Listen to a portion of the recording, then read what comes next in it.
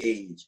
So from me watching it, once I started playing, the game actually came easy to me. So I had a park in the Bronx in my neighborhood, Sousa Park, where we had some of the best ball players coming out of there. Guys like Marion Cash, who played with Clemson University, with Eldon Campbell, Dale Davis, Steve DeBeer Shepherd, who played in the NBA, who had a gold medal. We had Phil Blunt, we had Fred Oglesby, we had Jeff Tillman, Jeff Petway, Andrew Hackman. We had so many, and they was older than me, so it was watching them, and I come from that era where it's two sides to the basketball court. So the younger, we called it, growing up, we called it the CBA. So I was on the CBA court for a minute, trying to get drafted to that NBA court to play with those older guys. So once I got drafted to that court and started playing, I mean, that's when confidence get in. But I come from, again, the eras when you get drafted, it come with rules. You know what I mean? It's like, yo, okay, shorty, you going to play, but listen, not all that dribbling. We shoot when you only open. Play defense, and that's it, and just play your role, and that's where I come from right there. And that was early. And how old are you, by the way? Because I don't think we're the same age. I'm 48. I'm 48. Oh man, you look good. I got you though. You look good. Yeah. We older than Maine. We Maine OGs. Okay. Okay. So, man, you from the other side of the water, you know what I'm saying, in New Jersey, man, but it's all the same, you know what I mean? So talk about your upbringing and who put the ball in your hands. I was young, man. Coming from South Carolina, my mom lived in Linden, New Jersey, and my dad was in Elizabeth. Okay. So I would come out on the weekends. My dad put up a basketball goal. So my cousin Cy and my cousin Alicia, they was one of the ones who helped me with my game. And then it was my cousin, God rest him, like my brother, Pop. My first goal was like a hanger in the living room. I was little, just throwing the ball around. And as I got older, I played all sports: baseball, football, basketball, martial arts, boxing a little bit. That was my background, So for me with basketball, it was a safe haven because it wasn't a lot of things going on that's going on now. Or if they was going on, it was kind of hindered a little bit. It wasn't around the parks and mostly in the community and stuff. So I would go to the park. Right down the street from my house, it's called Fourth Ward, Dr. Martin Luther King Park. We call it the Mecca. There's a lot of ball players came through that park. So I would go there every day, just work on my game. And then when you finally realize that you might not be as good as you think you is, 6th grade, I got cut. 7th grade, I got cut. But I always played football. When I got cut from 6th and 7th grade, I went down south. And my cousins, it was grass. And when they got finished roughing me up and showing me some stuff, it was just dirt. So I had to work on my game, hone my skills. But a lot of guys who I played with around my way is like a guy named Corey Floyd, Sean Worthy, God rest him, Larry McGee. I played against a lot of the older guys. A lot of the older guys, like Shane said, our thing was we had 2 places we would go. We had numerous places, but the 2 main places was Fourth Ward Park and school number 5, inside gym. And at school 5, I went from, it was a stage. I sit on the stage, and I never got picked. I would watch all the games. When they get done playing, I might have about 5 to 7 minutes to shoot around a little bit. I started working on my game. And my boy, Kevin Johnson, he picked me up. And from that day, he gave me my first non-government name, and that was Dennis Rodman. Because he said I would dive on the floor, I would get rebounds, I would run the floor. And I just started seeing my game enhance. And every time I go to the gym, somebody pick me up. So now I can't wait to go to the park. So I go to the park. I'll never forget, I was coming from, it was 8th grade.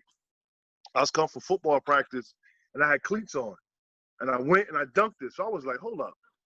If I could dunk with these cleats on, I can't wait till 6 o'clock to come down here.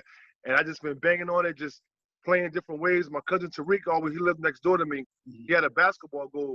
A lot of people be like, yo, like, how did you learn how to do all those weird moves, like the 360 layup, or be going past the basket and throw it behind my head? We would literally practice those moves. Like he had it, you walk up the walkway, the steps, and a basketball goal is here. we would run past it and try to throw it without saying the basket. So I worked on a lot of weird stuff. Right. But it was just really the OGs embracing me and teaching me the game and not just giving it to me. Not because I was tall, because I was strong. I had to work up to be, like they say, you got to beat the king on the court to be the king of the court. And that's what I did in Jersey, all throughout Jersey. No doubt about it. So, I mean, you guys, I don't even know, like, when the last time you guys were ever called by, like, your name. You know what I'm saying? So, Shane Woney, known worldwide. I'm not going to say statewide, country, worldwide as Shane the Dribbling Machine. Tell the viewers how Shane the Dribbling Machine came to. That's good. It's crazy, but I'm known Shane the Dribbling Machine worldwide, right? Mm-hmm. But in my neighborhood, I'm known as Ice. Okay. Right? That's my nickname too. That's my nickname too. Yeah, they know me. I'm known as Ice. So of course, playing in the I'm 15 years old, playing with the legendary coach, God bless her soul, Yvette, everybody know as Evie. And if you was somebody and or you was nice, you had to go through her in my era to play with her. So she coached guys like Rod Strickland, Tony Campbell, Walter Berry, Richie Adams, Future, Matthew, you name it, all the Streetball legends. They played with her. She was from my neighborhood. Mm-hmm. She lived in Harlem, but again, she migrated and her family from my neighborhood. So of course I'm playing. She brought me down to Rucker Park. I'm playing. I'm trapped in a corner. I'm dribbling. Next, you know, I dribble. I'm dribbling. I throw between the guy's legs, and all I hear was, "Oh my God, did you see that? He's a machine. Matter of fact, he's a dribbling machine." And from that day on, but again, my neighborhood was with me. So when they was like, he's a dribbling machine, my neighborhood was like, dribbling machine, yo, that ain't dribbling machine, yo, that's Ice. So when I went home contemplating like mad, like, yo, dribbling machine, like, yo, next time I play, I gotta let them know, yo, fam, my name ain't dribbling machine, yo, my name is Ice. Mm-hmm. But I started walking around, and then I started hearing, yo, dribbling machine, the dribbling machine, and I would know her. And then it just stuck with me, right? I couldn't tell nobody who didn't know me Ice because they didn't know me like that. So I really had three names. I was Shane because that and one, if you notice on the map, all my jerseys on the back of my jerseys it said Shane. Right. I never ever had dribbling machine on nothing and one did, right? And that was out of respect for EBC, for me personally. That was my personal reason. And me and Maine played with so many traveling teams, and we did so much stuff. So I was thinking more of this, copyright reasons, right? So I was thinking, I remember if you play with the Globetrotters, they give you a name. And the only reason why they give you a name is because now they own your name and they can sell the merch. Right. So when I was thinking, when I put Shane, I was saying, wow, that's kind of hot because the jerseys get hot, so they can't say I don't own that because that's my government name. Mm. So I kind of use that for the one stuff. So, you know, I would hear Shane, Jim Machine. If I hear Ice, I'm ignoring two things, but if I hear Ice, I'm turning around.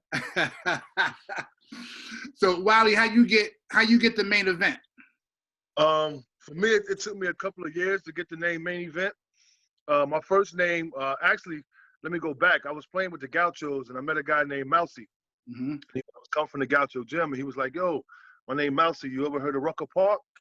And I was like, I heard of it. You know, I'm young. Yeah, you know. He was like, yo, you want to play? And I was like, yeah, I'll play. So he came to Jersey because he was already picking up Roger Rose and some other player. I forget who the player was, but he would pick Roger Rose up first, come get me, then we go to New York. And my mom and my sister are very overprotective of me. So he had to come in the house. You know, my mom, my sister drilling him like, yo, who are you? You know, what do you do? What you gonna do with my baby? Taking him to New York. So much y'all going to play ball. And he was like, yo, I'm a coach. I have a lot of young guys on my team, and I want your son to play for me. So I go over to New York. My first name, maybe for the first year or two, they was calling me Wawa, the kid from across the water.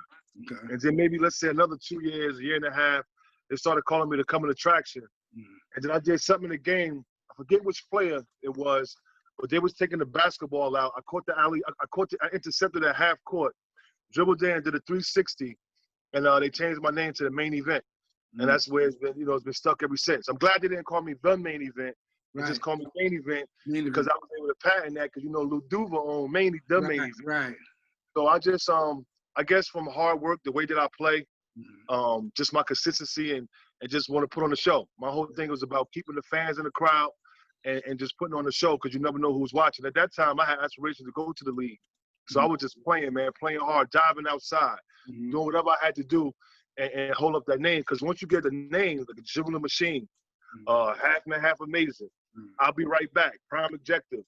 You got a main event. You got to live up to that. You know, so what I learned with New York City basketball, like Shane said, Mousy had me going everywhere.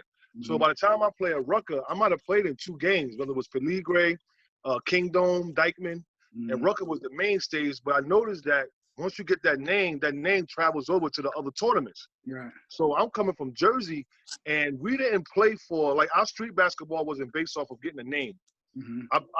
Our game was based off of just going out there playing hard. So when I went to New York and started getting invited to that type style of basketball in New York City, it's a little different. That's the Mecca.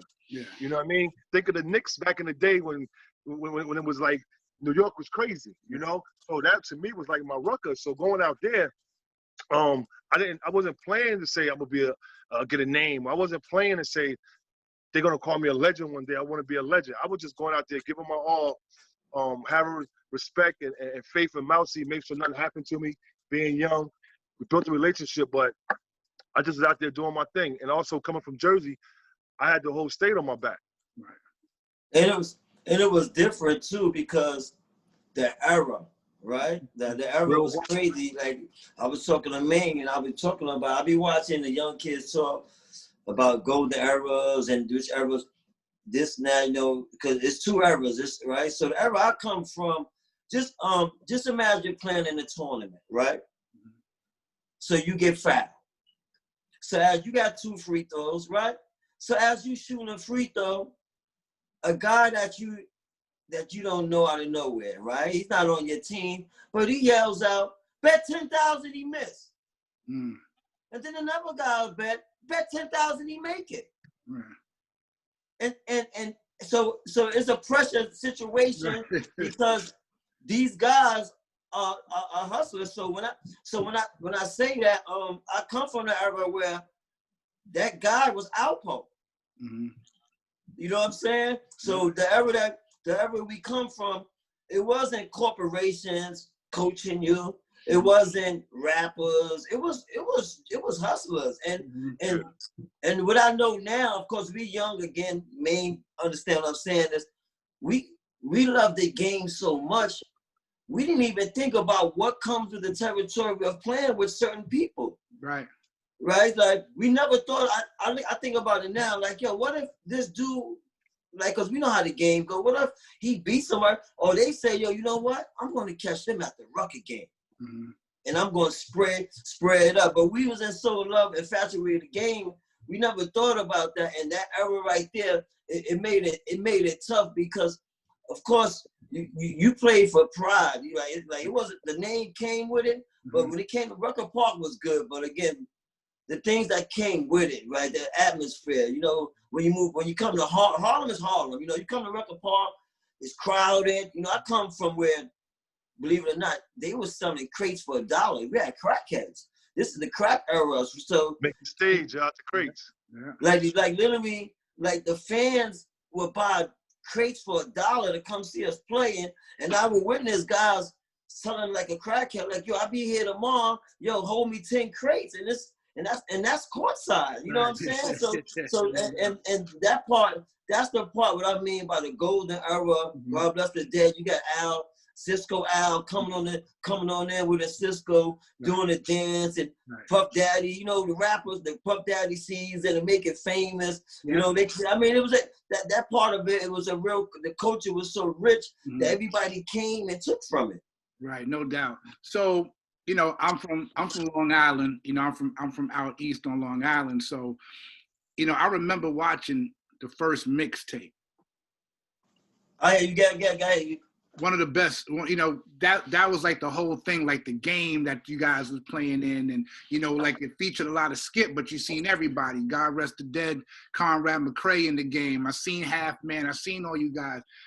The one thing I got to get on. So when I promoted this on my Instagram, I said, "Oh, my bad, I ain't mean to cut you off. When you say Long Island, you go about memories. I had to go find my wine dance joint. You know what I'm saying? Oh man, I'm from further east than Wine Dance. I'm from out in the Hamptons. So, oh man, you got a Picasso on your wall, brother. So when I put on my Instagram, I said, name me a better alley-oop combination than these two, and I really, really meant that.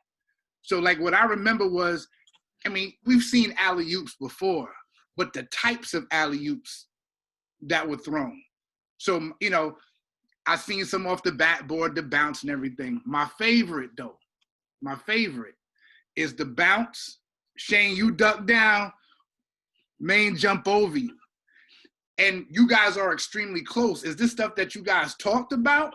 Yeah. You know what I'm saying? Like, yo, if we get a break, we're gonna try this joint, Wally. Like, you understand what I'm saying? Because it just looks so crazy. So talk about the chemistry between you two, because obviously I'm on here with you two today.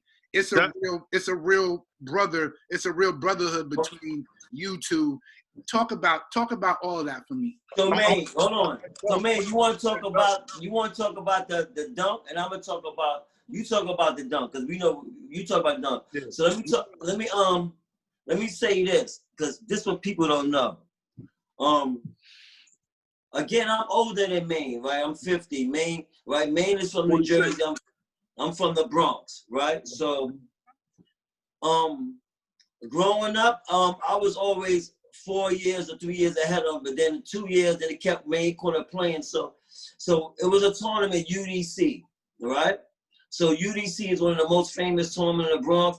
I would hear about main event from my younger peers. Like one of my boys came home. He was like, "Yo, I played against this guy, this team in Jersey, man. This guy, man. Yeah, he jumped for the foul. No, he dunked on me." And I was like, "What you mean he dunked on me?" And this is how he explained it to him. He said, he came down and he jumped like I thought he was shooting a jump shot." And I was like, and I said to him, and I was like, "Yo, so wait, you thought somebody was shooting a jump shot and they dunked on you?" So to keep fast forward, now Rucker Park is playing.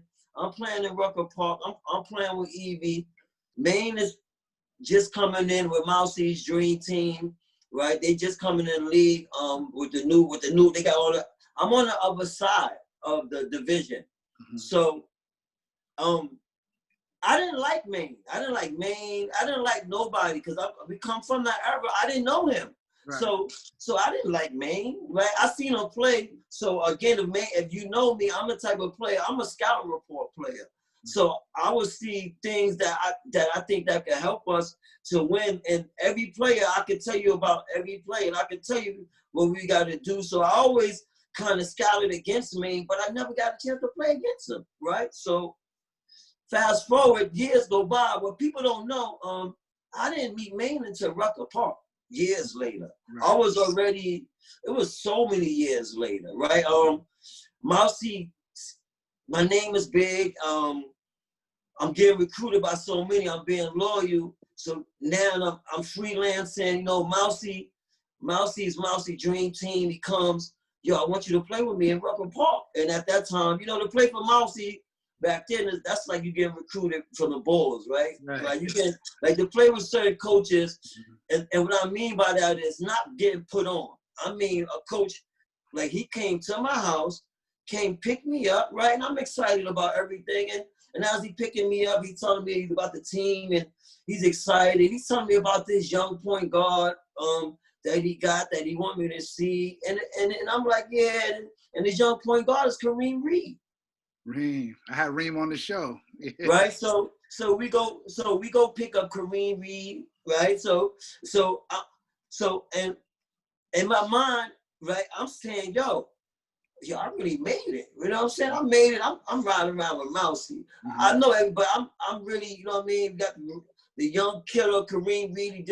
McDonald's All-American, right? So fast forward again, now the summertime, this is in the wintertime. So if you was nice, right, you get recruited in October, November to play in June. Right.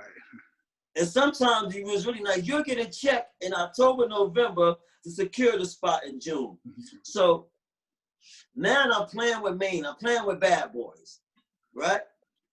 I'm not starting, right? I'm older because I'm already older, so I'm kind of upset, my ego, but I'm holding out. I don't really know nobody on the team but Future, right? Personally. Mm-hmm. So I'm not really starting, and then the game is going up and down, and I'm seeing so many things I would be doing out there on the court.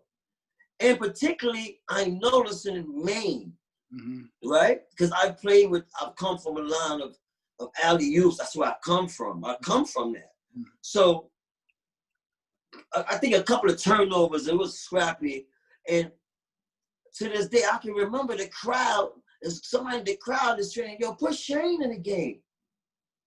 And soon I sub in the game, and I think I could get a rebound. As soon as I get the rebound, I'll take one dribble and throw the alley-oop. One dribble from 50. The long Maine catches it, boom! Yeah. The other team calls timeout. Again, I don't know main event. Maine, the other teams come, they timeout. We come in a huddle. Maine look at me, and he goes, yo, that's what I'm talking about, man. Yo, why he wasn't in the game? Right? So again, fast forward, we play, but then my ego gets to me, and then I quit. And I go play with Tommy Hilfiger. So now that one highlight was the end of me and Maine. And then we started fast forward again. I'm playing on the travel. I'm playing with the Harlem Rockets. If you know about that, Maine is playing the Harlem Wizards. It's just like the show basketball. They're telling me about, yo, we got this new guy coming, main event. Now I already know who he is at that time. I'm like, oh, all right, bet. So we picking Maine up for a tryout, right? We got, just for a tryout. Maine comes with a duffel army bag. Like he's staying for the month. So we snapping in a van like, yo, and I'm telling everybody, that's my man. They like, what's up? I'm like, yo. They're like, yo, what's up with your man? Yeah, this is a tryout. He just know he making it. So we get in a van. I take Maine out that night. Show him one of the most fantastic nights that he ever had. Right? So now that's how the bond started. We hang out. We talk, like we really hang out. Like first time we go out, we go out to eat, we do everything. So now we working out in the park, and again, we on the road. So Maine, we playing 21. Just, we just messing around. So my man whispers in my ear, that's on the team, and they know Maine.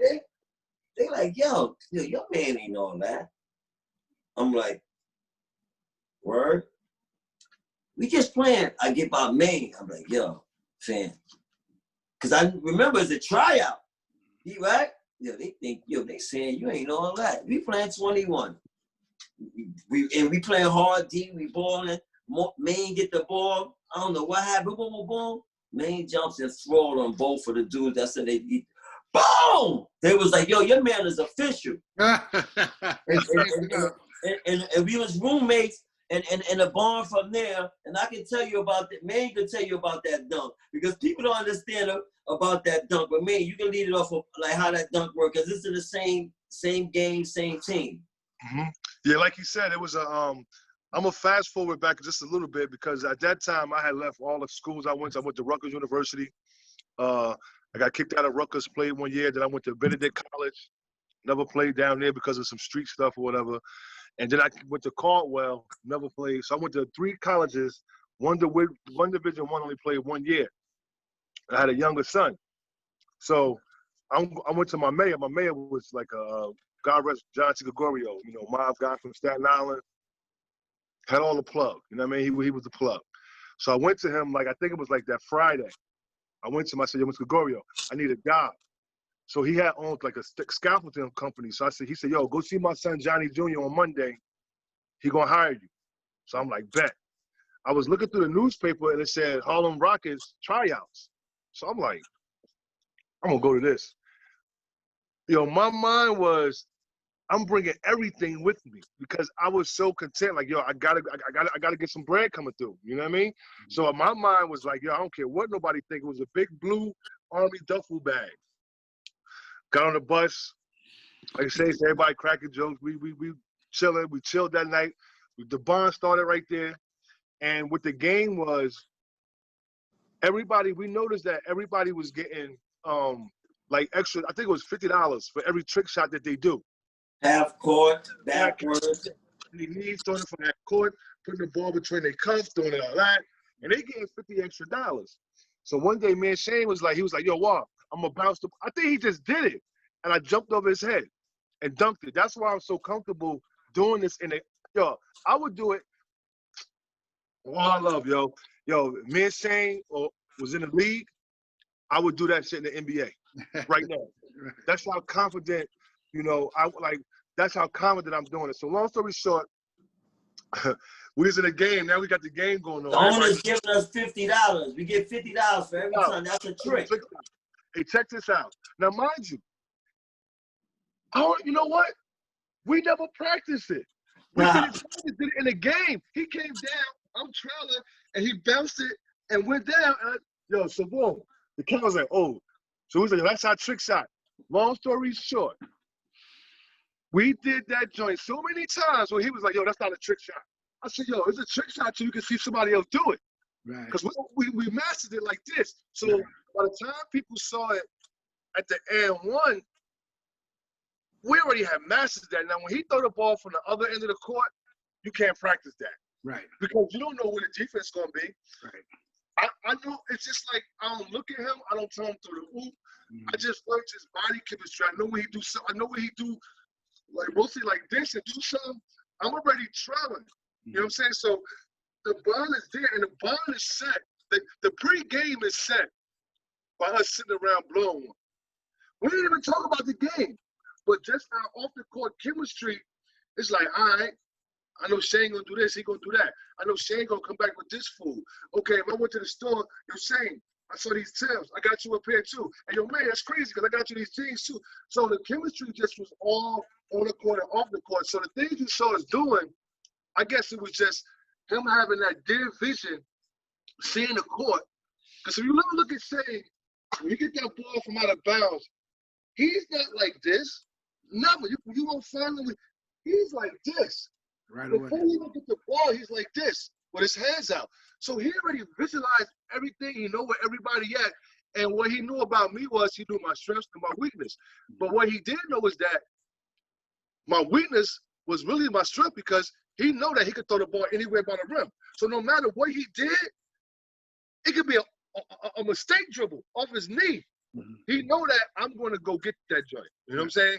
And we just built it up. So like I said, I was a cat that would do, we could be down by one. I'm talking about a real basketball game. We could be down by 1 point. And I'd come down the lane, do a 360 with 1 second on the clock. You know what I mean? I was at Rutgers. We played against West Virginia. The coach got mad at me because I came on a break. The defender stepped up. And you know when jokers bounce the ball and it go for the cat? Yeah. Now, I started that. I ain't never seen nobody else do that. I mean, I seen guys in NBA. I seen some guys on N1. But I bounced the ball, and I went to go dunk it. The dude found me. So the coach, Bob Windsor, pulled me to the side, and he was like, yo, you can't be doing that. You can't. I said, yo, but how about if I would have made it? Just go ahead, you know. So with our chemistry, it has a lot to do with our level of confidence level, you know, and just being around each other. You build a certain type bond, that brother bond, and that was on the court and off the court. Right. And like again, like I try to when I teach the kids is what my main set is it's very important as a point guard and guards of all players.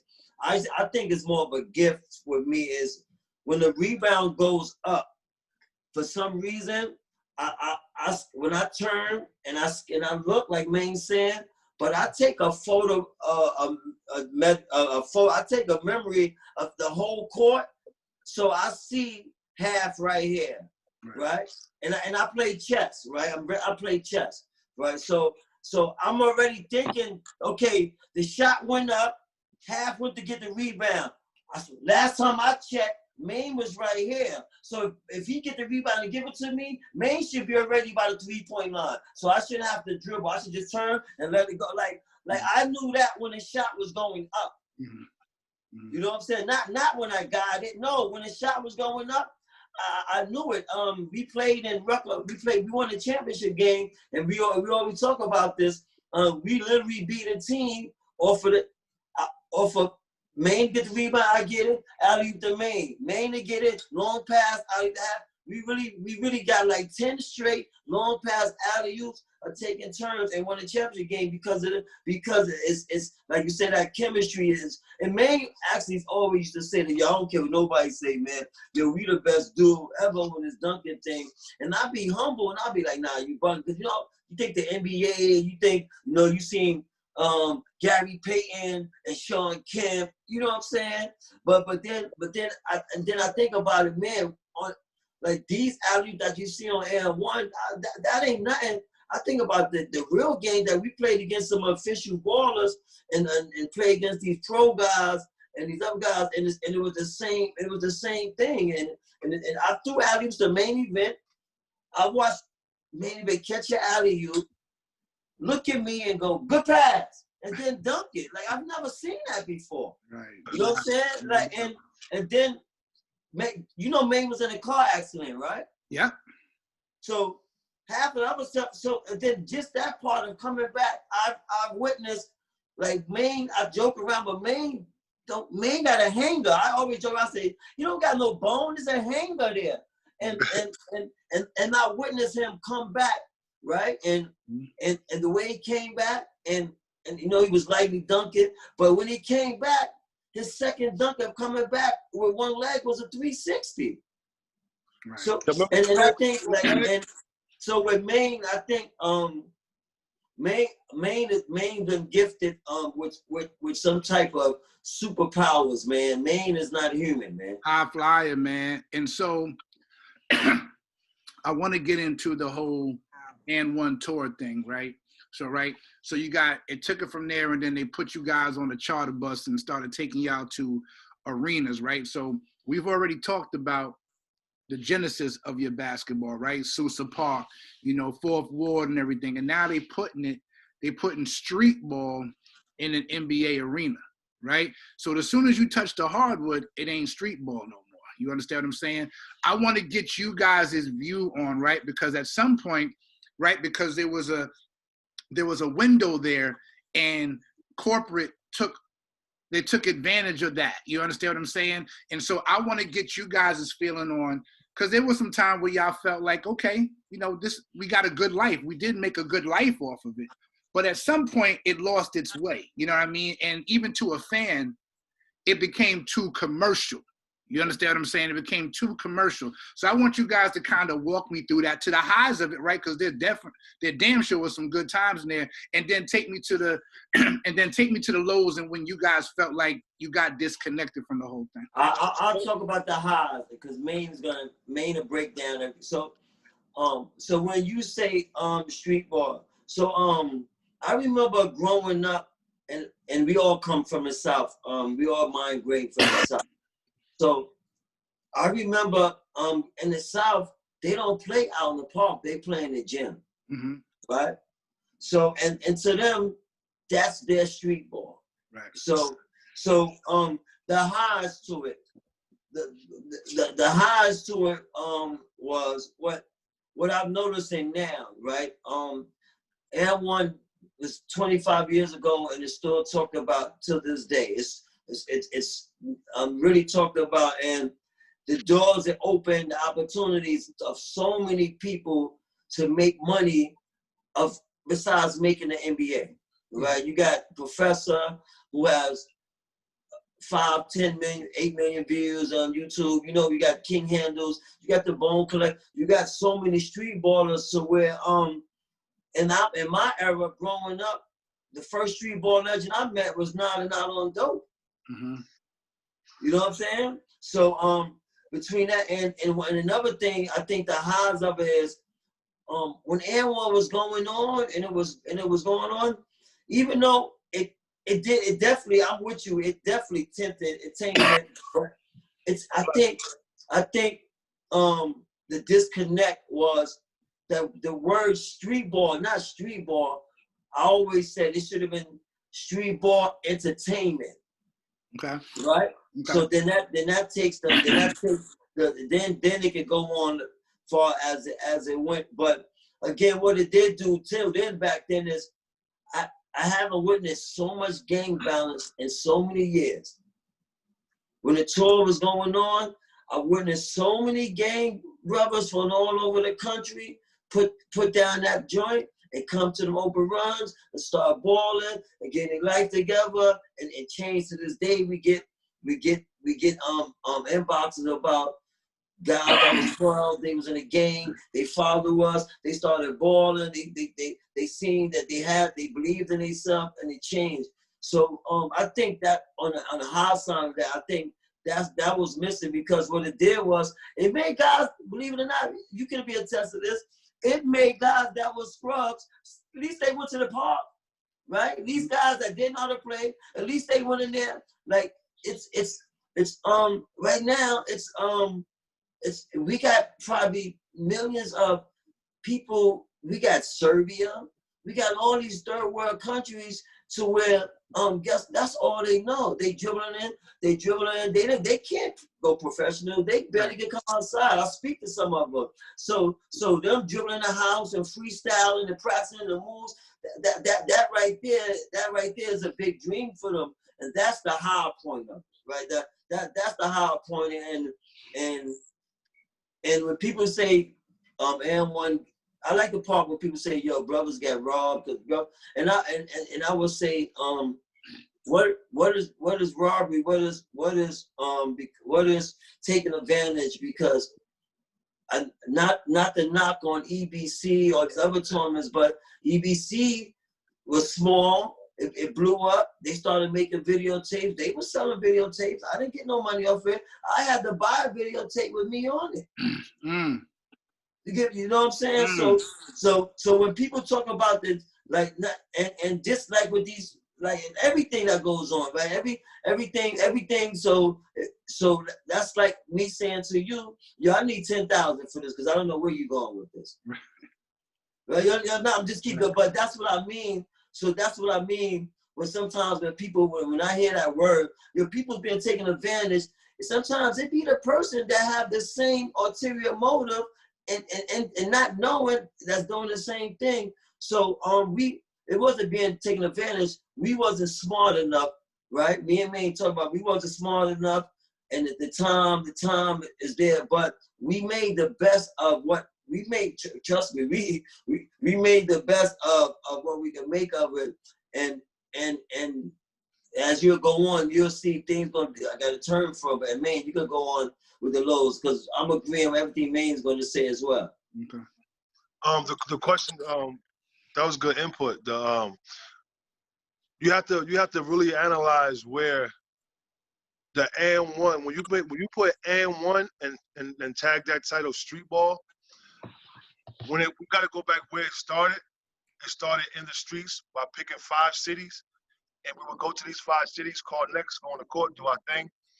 And as the years go on, now you're talking about, I say this humbly, like Shane, myself, Half Man, AO, a lot of the other guys, we brought corporate America to street basketball. Corporate America was never really involved with street basketball. Right. So when you went from the parks, where that's the essence of it, that's the essence of street basketball in the parks, and then you stated that we went inside the arenas as the years went on. Right. It's 2 things. I think the first thing is that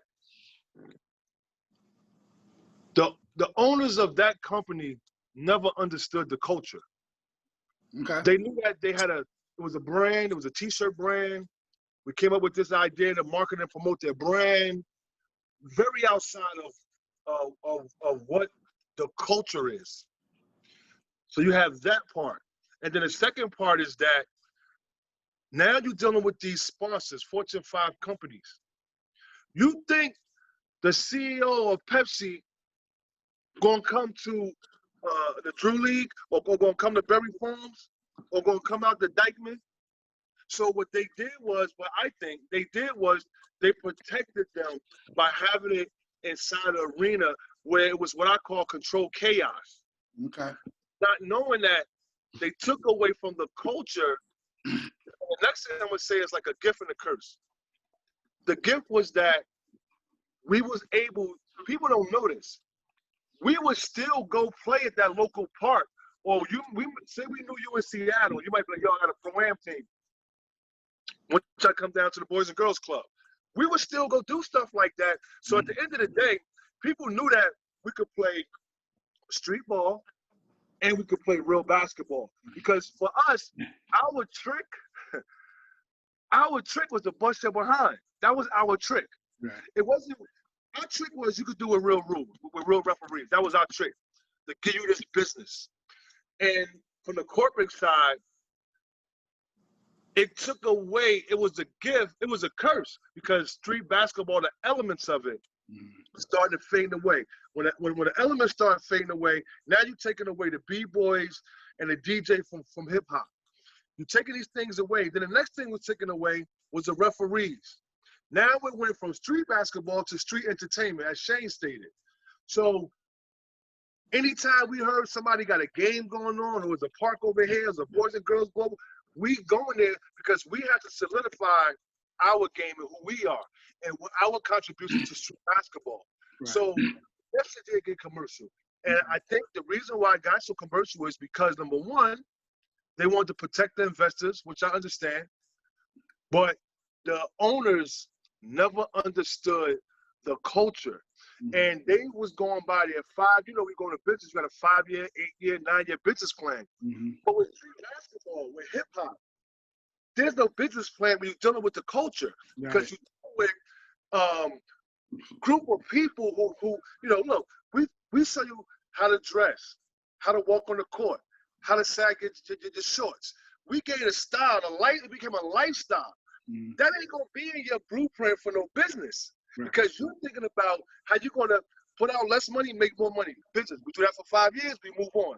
So once the culture started getting away and corporate America came in, and we wasn't in the driver's seat to say, no, this is how it's supposed to be right here. Because look at what Rucker Park did. We still could have created controlled chaos. All we had to do was go to a Target, which we did this before, go to a Target, rent the parking lot out, put the hardwood on the floor, and we still outside. Because street basketball, you want to hear that cat saying, "Man, you ain't shit." Yeah. Like that's adrenaline for us. That we feed off that. So when you got people in the arenas, because we will always say, we'll play anybody, anywhere, anytime. A family of 5 can't afford good seats to go to an NBA game. But look on the flip side, we wind up being them. Right. Because it costs to go into that arena now. So with so many things that I wish we could have been in control of, but created those best, and it put us in a position to where we at now, to where we're driving the vehicle and we know what's needed, and we're going to be the ones that's going to bring the essence, the culture, and opportunity back to street basketball. No question. And it's just like the rap game, brother. Right? I'm from that era. I'm from the era where I've seen rap start. So rap started out in the park. So when Jay-Z and these rappers take it to the arena, it's story. You get what I'm saying? So again, like what May said, and I'm thinking about it, and I'm saying the more and more conversations we get, the more and more I think about it on both sides, right? So now I'm thinking on the business side, and I'm thinking, hold on. First of all, what park can we use if we get 10,000 fans? Right. So if we did it in the park, it would be I don't think it would have worked. It would have been just like how the All-Star game used to be in Rucker Park. So many people was there, people's on the court, that we got to shut it down. Right. So it had to been taken to arena. But what I think is what they should have did was they should have televised more of the open runs and more of the the crash the courts, which y'all guys didn't see. Which we call crash the court, meaning if you along Allen, if whoever park is where everybody's balling at, and one's in town, we do something called crash the court. We go into the court and we're balling, but that wasn't the highlight of it. You know what I'm saying? Right. So you will see glimpse of it, but that was more for like the commercial. I mean, the newer guys. So we were in play like nobody talks about us playing in Kingdom when Lance Stevenson was in high school. Do you know about that? Yeah. No, I don't. Right. So nobody talks about us playing in Harlem, in Mousie's tournament against the best at the time and winning. Do you know about that? Right. Nah. Right. So what it is when we go out, but they don't talk about that, right? They silence that, right? They silence our wins, right? And what I learned is, to be honest, brother, it became more hate for us, man. I'm just saying, for me, coming from New York, it was crazy, but it was so much love, but it was also a lot of hate that came with it. And the hate was, when you learn out years later, it wasn't about that. It was, I wanted to be there, or why that wasn't me. Right. Nah, no question about it. So this next question I want to ask is, and they're separate. So Shane, it's a question for you. Wiley, it's a question for you. And I want you guys to correct me if I'm wrong in asking these questions. So like I said, I watched it, you know what I mean? Yeah. I watched the mixtapes. I watched the ESPN series. I came to games, like, you know what I'm saying? Like, you know, so. If you're gonna say if it's fake, don't take that out. Listen, this is something different. So Shane, you said you're older, you know, you're older than us, right?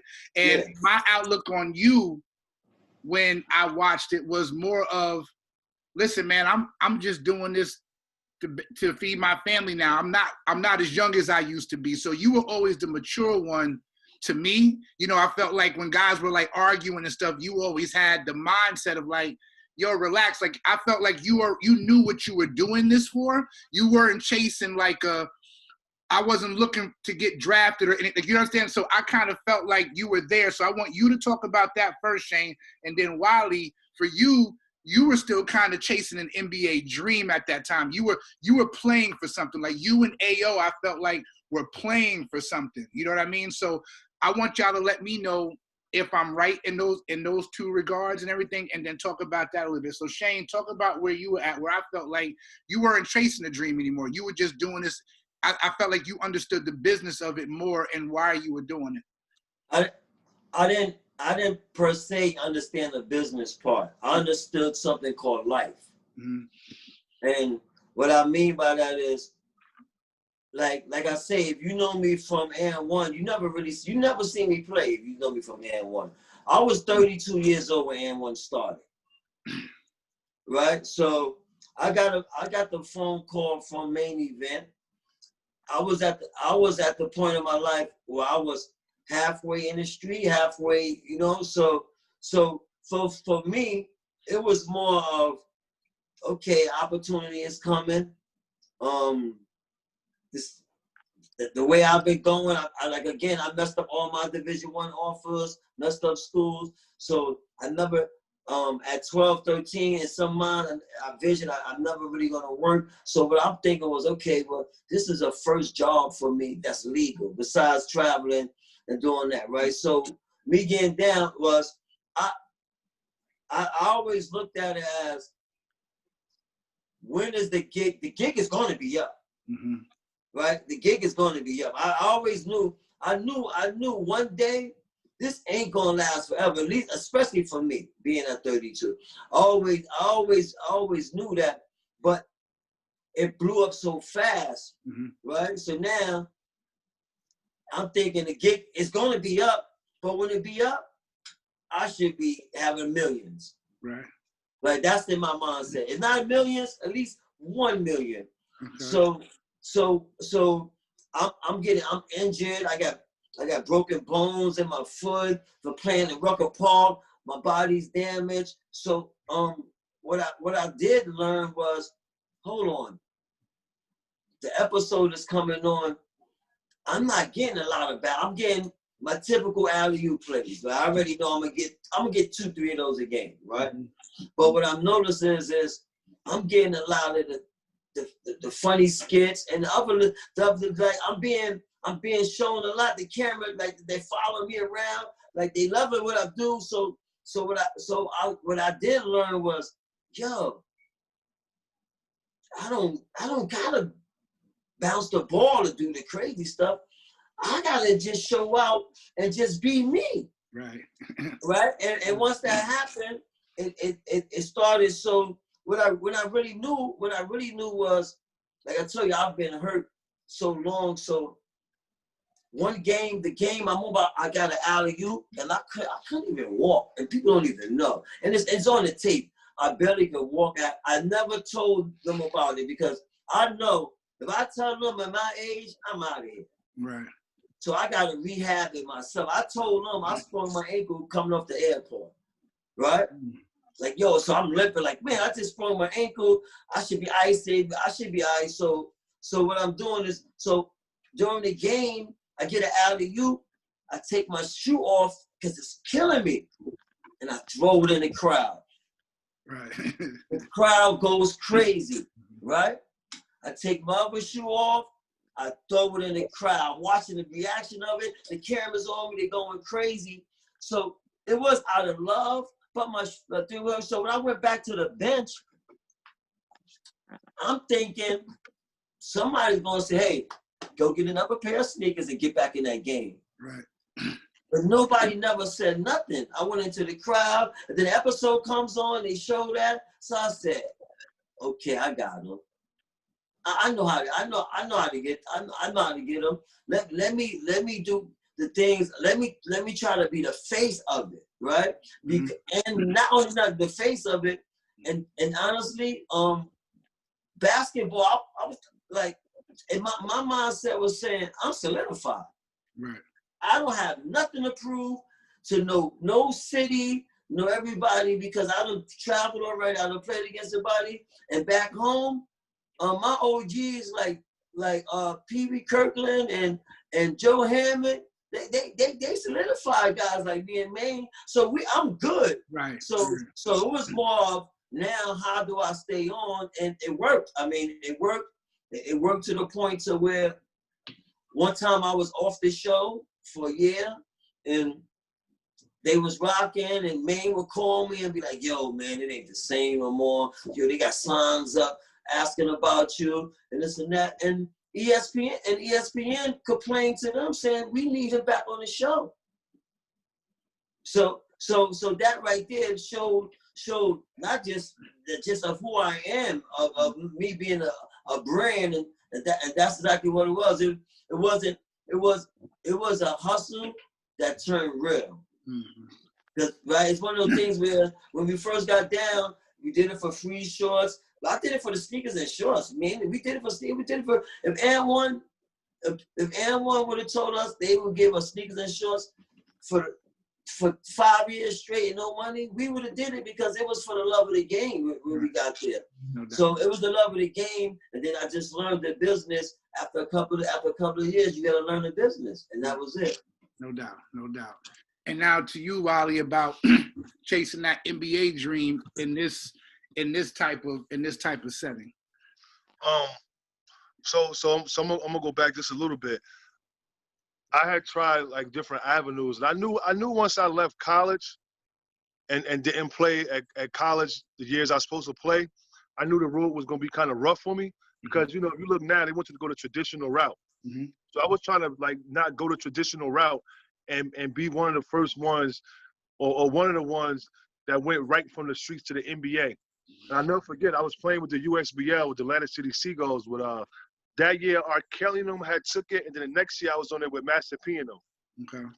We had a decent team, and we had this show that came out called On Hollow Grounds.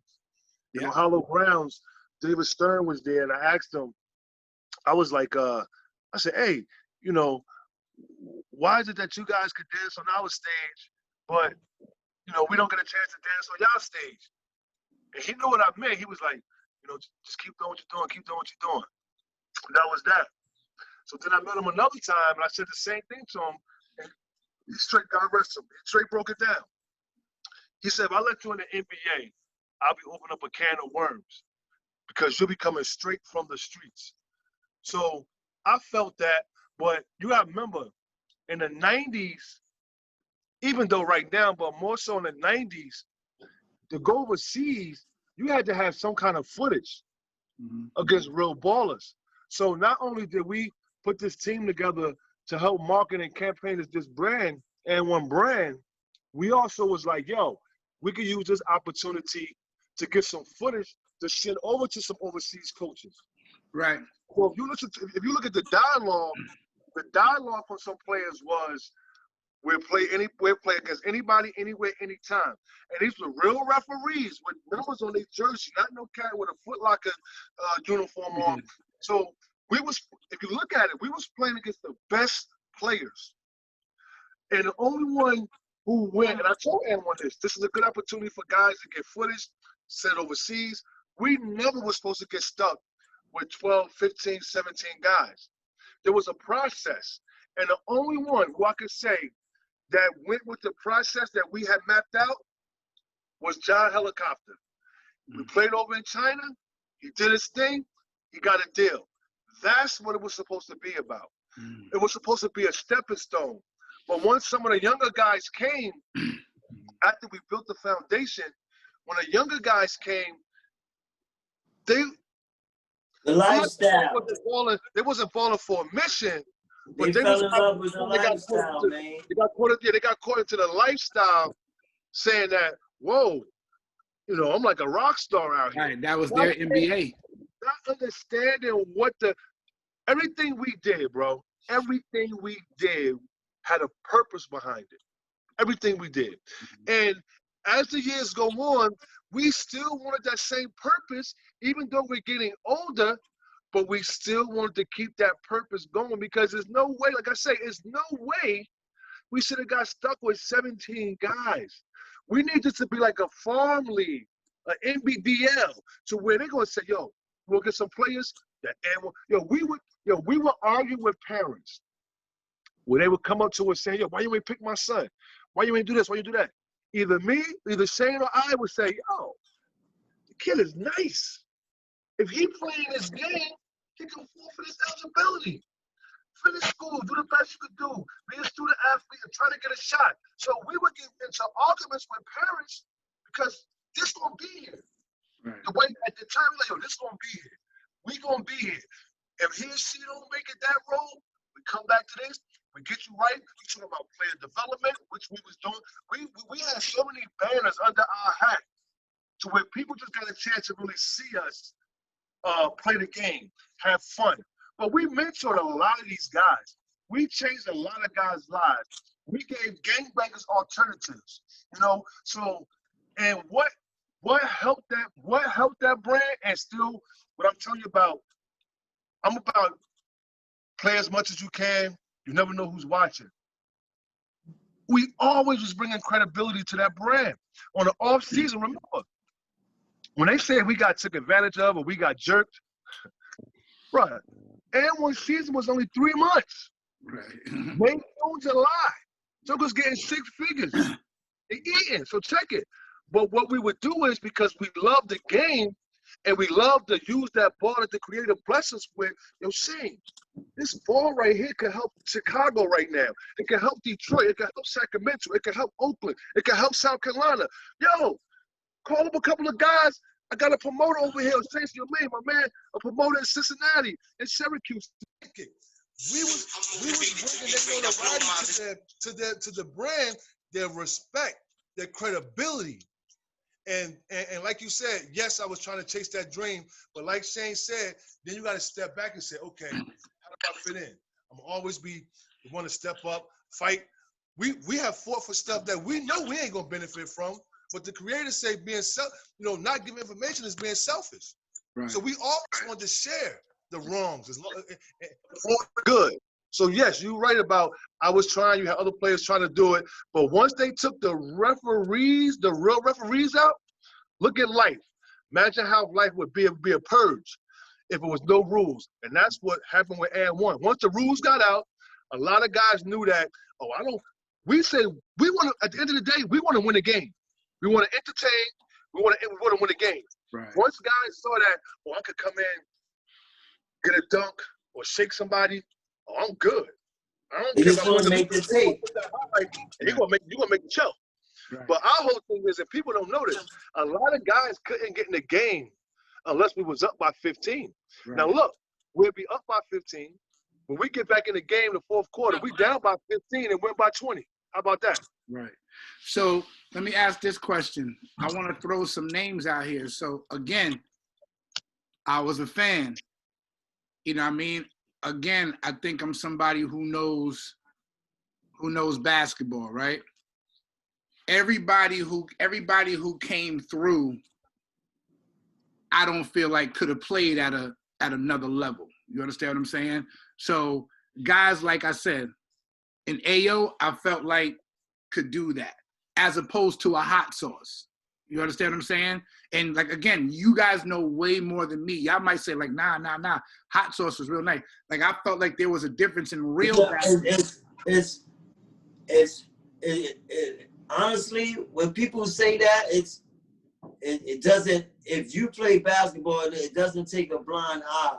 When my son was 9 years old and growing up through it, he liked the hot sauce, but he understood the difference between what was real and what was fake. Mm-hmm. So now hot sauce. I think the world got caught. I think we got blinded, like and1, with that marketing of using Streetball and then attaching Legend, but they got caught with the Streetball that we know. Now, with him, I do believe, again, that if they would have said, how would you feel if they would have like hot sauce, one of the best, if need not, the best Streetball entertainer. Right. Nah, yeah. So when you like the guys, like when you say like the hot sauce and so like that's obvious for me speaking, that's obvious, right? That's picking. That's not you, but to me that's picking. So I want you to leave hot sauce alone and let's name somebody else, man. Let's give me somebody else who you thought that wasn't like that. That wasn't. So like I said, the ones who I thought like were legit basketball players. So Wiley, I know you played at Rutgers before, so I know you came through. I know you came up through it. AO, I felt like was legit. Played at Simon Gratz with Rasheed Wallace. You understand what I'm saying? I felt like Silk was good. You know what I'm saying? I felt like I'm trying to think. What about Sick With It? Sick With It. I remember Sick With It from LA. I thought he was good. I know Kenny Bruner played at Fresno, Georgetown. Was a high school All-American. So I know about Kenny Bruner. Lonnie Harrell, Prime Objective, went to Georgetown. You know what I'm saying? So I I know it. You know what I mean? And I'm trying to think I was kind of rocky. Say that again. High Octane. I felt like was good. Ali Mo, rest in peace. Jesus Christ. You know what I'm saying? What about Spider? No, not to me. I felt like, what position would he play on the next level at his size? You understand what I'm saying? Like, yeah, he can jump and dunk, but could he? He's a point guard size. Is he a point guard? So I would say no. But you guys would know better than I would. But I would say no. So with that one, let me tell you something about him. Mm-hmm. You gotta remember what and1 is used for. Mm-hmm. Right? His job was to get on the break, catch a dunk, and hang on the rim. That's it. So was he professional? This is my opinion. Nah. Right. Overseas, I think. Can he go in Rucker Park and play? Hell yeah. Okay. Mm-hmm. Right? What you didn't see was, do Spider got a handle?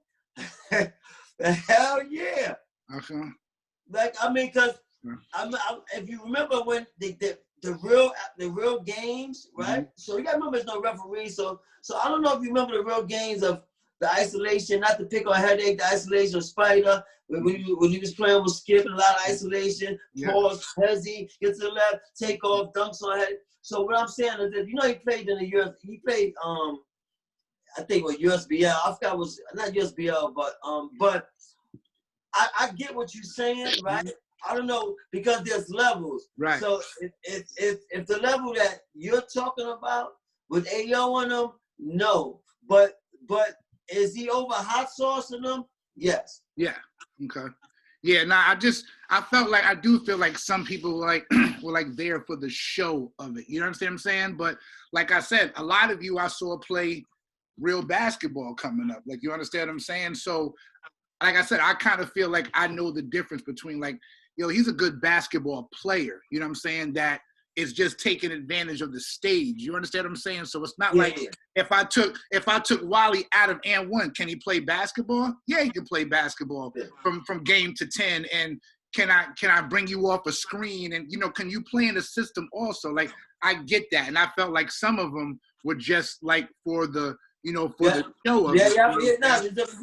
You're 100% right. But I think, like with Spider, what I'm thinking is, he would be a good seventh, eighth man of your bench. Like put it this way, he won't hurt you because of other size, and believe it or not, he could play. He got a nice little. What you think, man? He got a little jump shot. He's better than what people actually think. Okay, yeah, that's something that you would never see. I've never seen Spider shoot a jump shot before. You understand? So I wouldn't know that, and that's why I'm asking you guys for that. You guys would definitely know better than I would. The next thing was there jealousy amongst it. Like, you know what I mean? Like, let's talk about the jealousy, right? Because I know it wasn't always peaches and cream on that tour, you know what I'm saying? Like, so was there a feeling, like, especially for you guys with like the OGs on the tour, right? Like, was young dudes coming up and not, like, were you guys in the place where like, yo, this dude ain't paid his dues yet? Like, yo, I know he nice, but you guys come from an era where you got to pay dues too. You feel me? Like, so yeah, you nice, and I can acknowledge that you're nice, but you just can't put your stuff on the bus and be Shane or Maine. Like, you understand what I'm saying? So talk about that a little bit. So Maine, but let me talk about the jealousy. I don't think it was, for me, I've seen what, I know exactly what it was. I don't think it was more of jealousy. I think it was, when I look at it, it was more, I'm looking at it was more of for being so familiar, being that we started and we from the beginning.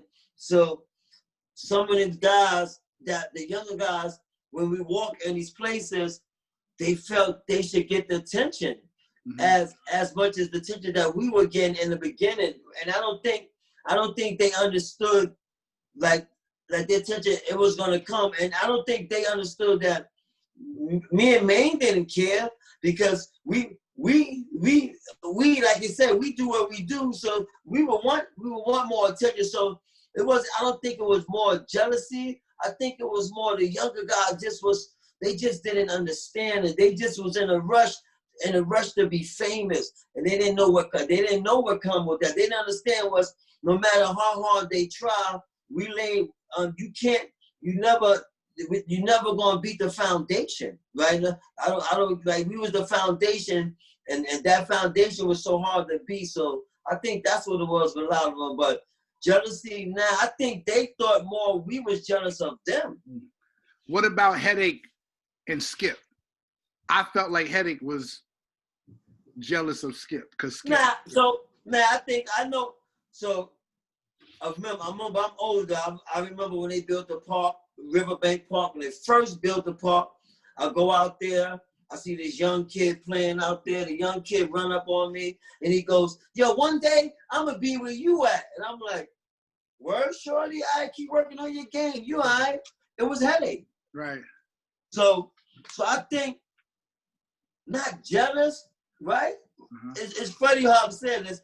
I think Headache in his heart, in his heart, he felt that if he had the opportunity, he could have played in the league. And if you know Headache, that's it could have been Dwayne Wade on our team. Headache gonna say, yo, I could do what he do. Okay. So I don't know if it was jealous. Okay. I don't know if it was jealous, right? It's just competitive. He was competitive. You know what's crazy? It's competitive. So jealous is a tough word, right? I think it was more of, I know it jealous because it do happen because your friend can be jealous. I think envy, right? And the small word of envy of saying like shit, I felt like if he did, I could have been there too. Like, you know what I'm saying? And again, not knowing what comes with it, but it wasn't really too much jealousy going on because the stages that we all came along, even with Headache, we were more older, so it wasn't too much jealousy because guys was living their best life. Right. The guys in the NBA was hanging with us. Yeah.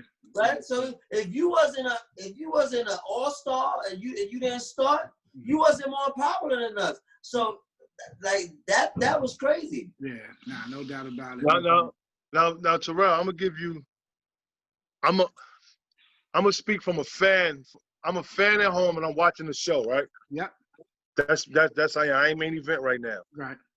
And I think the ESPN show, they the ones that created jealousy to make it sound like it was jealousy amongst the players. Gotcha. There was never no jealousy amongst the players because how could it be jealousy amongst the players where I'm with these guys damn near more I'm with my family? There's a brotherhood, we ride or die, tooth and nail. And I'm going to give you two examples. There was a time when we was trying to talk to Hot Sauce and we was like, yo, if you could be crazy, but let's just teach you how to do a pick and roll or how to go off a screen, this and the third. And after the conversation, he was like, shit, I'm the Michael Jordan of the team. Right? No problem. No problem. Right. We get to Virginia, and they had signs on the door, and it said that the hotel was fumigated. They just got finished spraying this, that, and the third. So when I went to my room, it was like dead bugs on the dressers. That's when we were sharing rooms. The film, they took a footage of me. They showed that footage with Hot Sauce, right? Had nothing to do with us. We just tell them, like, yo, we're going to work on your game. They took that clip, merged it with me coming out the hotel saying, shit, man got to do what man got to do. And I'm pulling my bags to go on the bus. Yeah, I remember that. That's one way. The other side where they made it seem like it was jealousy that they created for a storyline. And I told them, don't use me with that. You feel me? And we always on the road. So, yo, salute to Skip. You know what I'm saying? That's my guy. Salute to Skip. We would be on a road for 25 games, right? Skip in the NBA, he's doing what he got to do, training, whatever. So he might play in about 5 or 6 games, right? So I noticed at the autograph session, we have our posters, but a guy like Farm and some of the other guys is signing a Skip to my Lou poster. So I went to one of the owners. I was like, yo, I said, yo, why can't Farm get a poster? He out here grinding with us on the road. And why not he have his poster? Everybody on the road should have their poster. Bring Skip poster, and we all sign Skip poster. But when they go back to Skip, they say they ain't hating. You feel what I'm saying? They're creating a narrative. Right. Because they creating a narrative for ratings. But don't do that, because look at what it created between Skip and I. Right. They created that problem. Okay. I never had a problem with Skip. You feel me? They created that problem because going into that game, when I threw the chair at him, think about it. That message was already sent to him. It was already on his mind, oh, man hating. Oh, they hating on me. Right. No. Think about it. Skip was and1, right? Skip was part of the and1 mixtape tour, right? Why was he playing against us? Right. In that game. Right. About that? Right. One of the original, right? One of the original 6. Why are you playing against us? So I ain't going front. This just came to my mind. I soundly hold and1, not even and1, ESPN, Hot Films, G-Lock, and all them other guys. I hold them responsible for what the viewers looked at and said, man, hating. I was more vocal You know what I mean? Mm-hmm. I'll say something, do something where I know that I might get in trouble, but it's going to help a situation. But they created that animosity. Okay. They created that situation with Skip and I. Mm-hmm. And fast forward damn near 15 years, that situation it never even happened. Right. Big bro, little bro, we had a situation. You know what I'm saying? Because we had a chance in Long Beach to really have a one-on-one. Yeah. And what I'm telling you is what he said they was telling him. Now, was I wrong? Pharmacists, all these guys out here on the road, right? Everybody have a poster. He don't have a poster. He signed a Skip poster, right? Let's all of us sign Skip poster. Mm-hmm. Let Farm have his poster.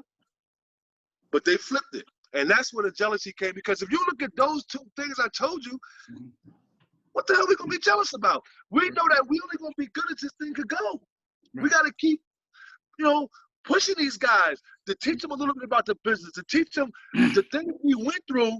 It don't have to be that we went through it for nothing, because their benefit. We want y'all to benefit off of some things that we went through. Right. You feel me? And we was willing to be martyrs for that. Right. But don't let them get you in the office and say, "Oh, those guys is jealous because they getting old." No, they don't want y'all to learn. Right. We can't let what y'all think happened to us happen to y'all. Right. You feel me? And that's where the only way somebody could say the jealousy between anybody who they thought with the team came from the dialogue and the storyline from Hawk Films, that's the ESPN show. And I guess that's just reality TV, because now remember, we don't have a script. Right. So they had to create a script, the narrative for what we was doing, but we gave them enough stuff so where they really could create a reality show. Because had we known, manipulate the clips and stuff. Know what they would have did? Had we known, we know now. We need 100,000 every episode, because Jersey Shore was getting 120,000 per episode. We really was doing reality show. Right. You feel what I'm saying? So that's where, if anybody think any jealousy, we are men, we brothers. Nobody was ever jealous. It's just that the narrative that they created had people thinking, such as yourself and probably others, that there were certain players hating on one another. How are hating on you and we breaking bread every day? No doubt. No doubt. Yeah, we all in a group text. Listen, we all in a group text to this day in IG and a DM. Right. All of us. Nice. Nah, that makes a lot of sense. So at some point, we all do work with the youth, and we all tell them, everybody, you got hoop dreams, cool, but at some point the ball's gonna stop bouncing. Shane, you 50 years old. Man, you 46 right now. We talked about the heyday of playing basketball, right? When our bones didn't hurt, we can play all day without stretching and everything. But now we're grown men. You guys have children of your own right now. So I want to get away from basketball as we get ready to wrap this thing up. And I want to talk about you guys as grown men now. And I want to talk to you guys about being fathers, especially in the time that our country is in right now.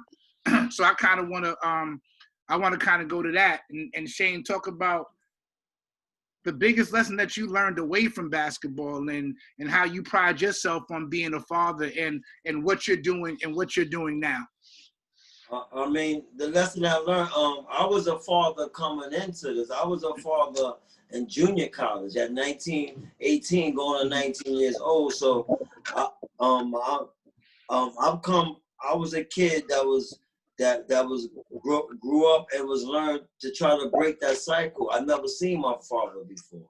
Right. So fast forward, being 50, the AM1 is over. I started a nonprofit organization 10 years ago dealing with the youth and with the summer basketball league, which is and again, when we say take basketball away from it, what I did was I created a basketball league, right? And you can have the basketball, but I got over 1,000 kids playing with of course with my partners and us, but every kid have to write essays.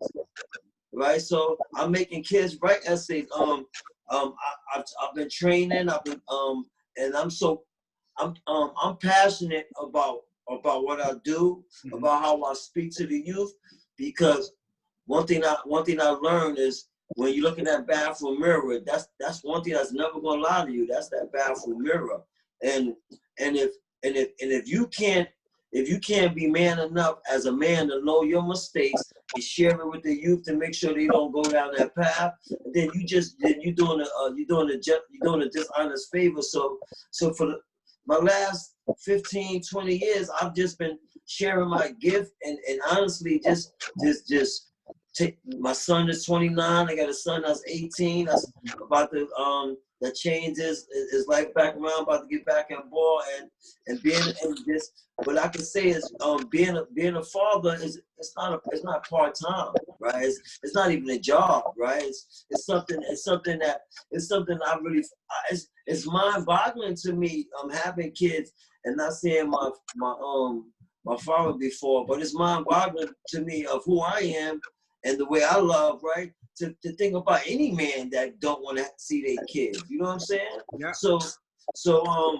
So it's like I said, for me that's where it is at. And that's where it's been at to this day. Me and Ming still talk, and we still thinking about ways of opening up the doors, not just for ourselves, but for other people. You know what I mean? And I already I know my purpose in life, right? So once you know your purpose in life, you can live, right? And I know money, you can't take that money with you. So long as I'm doing good, I'm teaching these youths, and that's all I want, and I'm happy with that. Nice, man. Family to me is everything. 3 boys. I have a daughter. My oldest 31. We got 24, 25, and 17. So with my family, they keep me going, and not only going, but they also keep me on point, because as the kids get older, it's not more about yelling at them, doing this, you gotta do that, you gotta do that. It's more about leading by example, because they're getting older now and they could see things and say, hold up, how dad's saying this and he doing that, or how. So as I mature, they have to mature, and I tell them, never give up. Whatever it is, never give up. You're going to make mistakes. But the only time a mistake could be a problem is if you keep making the same mistakes over and over. Just us as black men, we already have a mark on us. So you learn from your mistakes. Don't get caught doing this and that the third 5 times. You should have learned from the first time. You might do something else. But when we start making mistakes over and over and over and over, that's where it could become a problem. One of my sons, my middle son, got caught in a little something.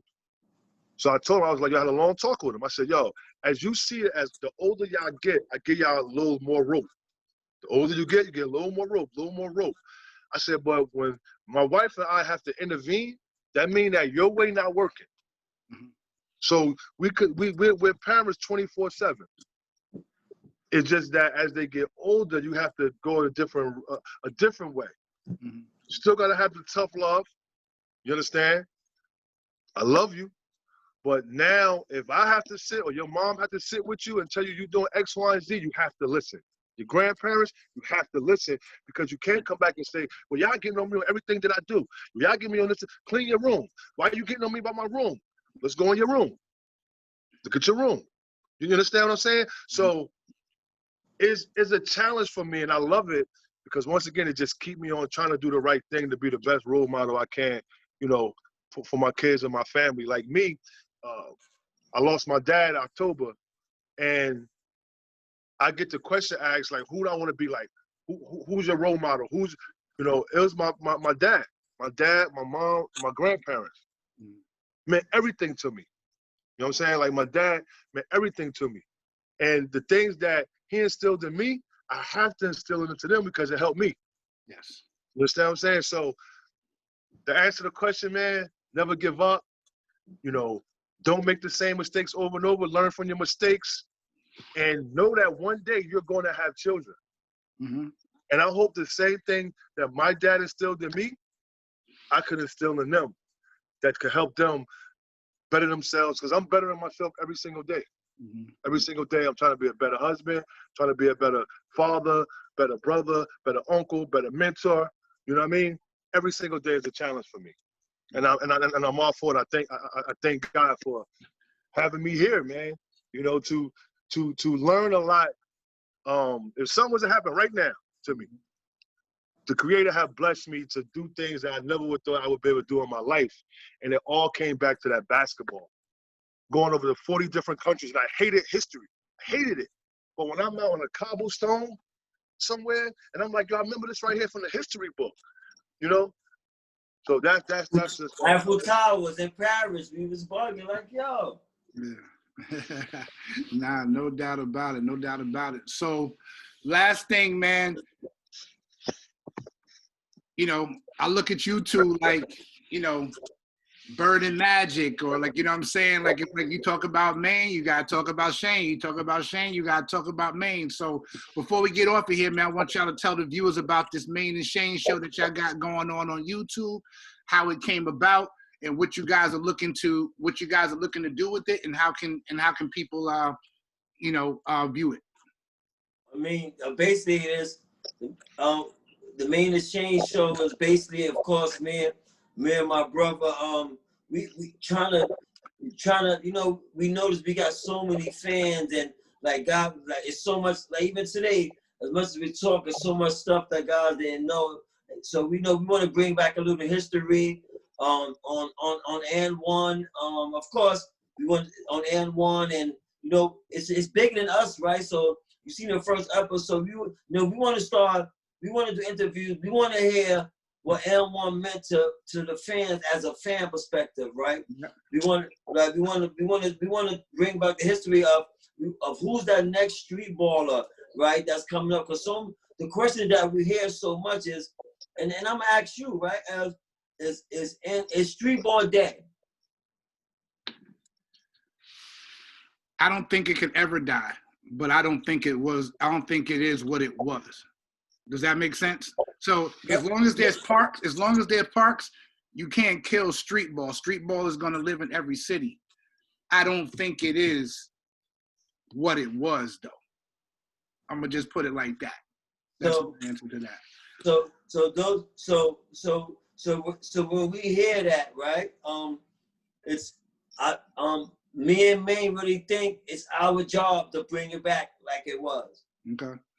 So that, in a nutshell, that's what it really is right there. Okay. Well said. Man, your take on it? Like Shane said, the show is you know, it's a whole different era that we're going through. You know, we from the Black Planet MySpace era.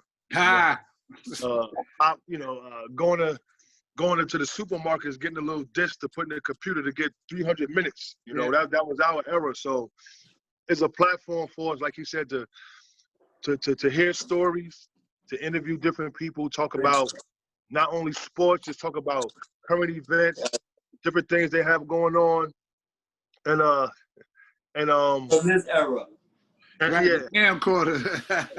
and be able to promote things that we're doing. Like we just don't want to be talking about something. So we actually are doing things right now. Just with the COVID, we have to really analyze it and strategically put things together with a company we have, Blacktop Streetball Association. So it's going to be all about opportunity. And when you ask Shane the question, when Shane asked you the question about is streetball dead, my answer to that is street basketball will never die, right? Mm-hmm. Like you said, as long as there's parks. Mm-hmm. But we want to bring we want to bring that game, that streetball rugged game, right? That entertaining game. We want to get it back to where we could bring it onto a different soil. Mm-hmm. So by us bringing it back on different soils, different countries, different cities, different states, we're going to start having these parks filled again. Mm-hmm. Whether it's a tournament or kids just get off that game and going to play, because they never know when that bus going to come through. They never know when that opportunity going to knock on that door. So we want to be those two things, that bus, that opportunity. So we're going to get the crowds back in the parks. We're going to take this thing on to hit the soils, because a lot of people may say, yeah, street basketball died because there's no and one. But they got to remember one thing, man. I think a lot of people fail to realize and one, not street ball. The players made and one street ball. Nah, No doubt about it, man. Well, listen, you know, I appreciate both of y'all for coming on here and spending time with me and chopping it up. Like I said, I was a fan, you know, and it's good to get the behind the scenes, right? It's good to give you guys my perspective on the outside looking in, but I appreciate y'all filling me in on everything that's going on behind, man. And, you know, as I sit here and listen to you, you know, there's still a story to tell for you guys. You understand what I'm saying? And, you know, God bless both of y'all, man, and what you guys have done for kids and what you guys are continuing to do for our youth, man. I really appreciate both of y'all for coming on here and spending time with me. And, you know, I will, you know, be in touch with the both of y'all. Thank y'all so much for coming on today. I appreciate it. Thank you for the opportunity, bro. God bless you, man. Yes, sir, man. We'll talk soon.